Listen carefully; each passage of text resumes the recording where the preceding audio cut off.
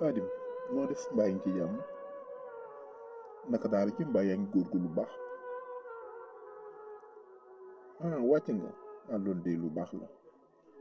mbaa yaa ngi ñaanal sa maam de nit ku baax la woon te it ku yiw la woon am naa yaqin sax ci ni yërmande yàlla dana ko fekk foofu mu nekk waaye nag man da ngay sama xarit te sa baay ni mu mel moo gën ci nit ñi te sa maama ko yar kat danaa la nettali nag sa maam moo doonoon kan ak naka la ko waa dëkk bi fonke woon moom de ku baax la woon ku lewet la woon it ku tabe woon lool ci àlalam lépp lu mu yor rek boo ko bëggee mën na la ko jox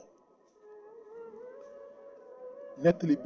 yii nag ma lay nettali ngir nga jéem koo donn ci moom moo tax ma la koy wax te itam nekkoon na ko ragal yàlla am na bés am benn góor gu déggoon turam dégg ñu ne ku tabale woon mu ne naa dem ca dëkk bu ma àggee laajte aw turam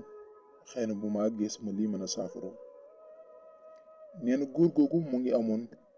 lu tolloog 3 fan yoo xam ne ak njabootam dund lu leen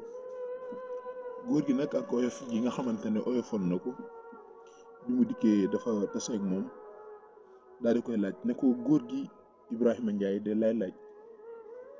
mu ne ko agsi nga man mii kat may góor gi Ibrahima Ndiaye ci noonu la ko diisee soxlaam wax ko ne man de kër ga lu tolloog 3 fan a ngi nii yoo xamante ne bàyyiwuma fa lu sama waa kër dundee yàlla def na nag mu doon ku bari yërmande ci noonu rek la daal di woowee kii di sa maam Kumba ne ko kat góor gi ku ko jàppale la bëggoon wax na ne toog na lu mat 3 fan yoo xamante ne dundul ak njabootam dama bëggoon dund gi nga xamante ne moo des ci nawet nga xaaj ko ba muy 3 nga jox ko benn xaaj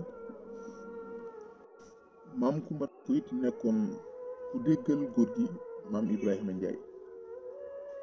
nekkoon koo xamante ni ku lewet la woon lépp lu ko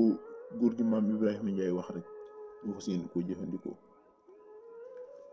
ci noonu la defee noonu waaye wax nañ ne nawet boobu de bari na ci dëkk ba ñoo xamante ni seen nawet demewul noonu ndax picc yaa fa ñëw suuna ba nga xamante ni jotoon nañ koo bay ñu ci bëree bëri seen dugub bi picc yee ñoo ko lekk waaye maam Ibrahima Ndiaye mii nag bokkoon na ci ñi nga xam ne muccoon na ca nawet boobu kon loolu nga ci mën a jàngee def te yàlla tax dara melul ne moom maam Ibrahima Ndiaye mii leet gi nga xamante ni daan na ko jëfandikoo ak ñëpp rek taxoon na waa dëkk bi yëpp wekk ko ba ci xale yi yebeel gi nga xamante ni daan nañ ko yeb mag ñi sax moom mii kenn yebewu ko woon bokkoon na ci ñi nga xamante ne nag yar nañu seenu njaboot ba lépp loo xamante ne ñoo ngi koy def ci lu baax rek nañ ci woo seen njaboot moo xam waxtu julli daanuñ ko rati mukk di ko ànd ak seen njaboot te itam jàngal na sa waajur jàngal na it say magi waajur ak say rakki waajur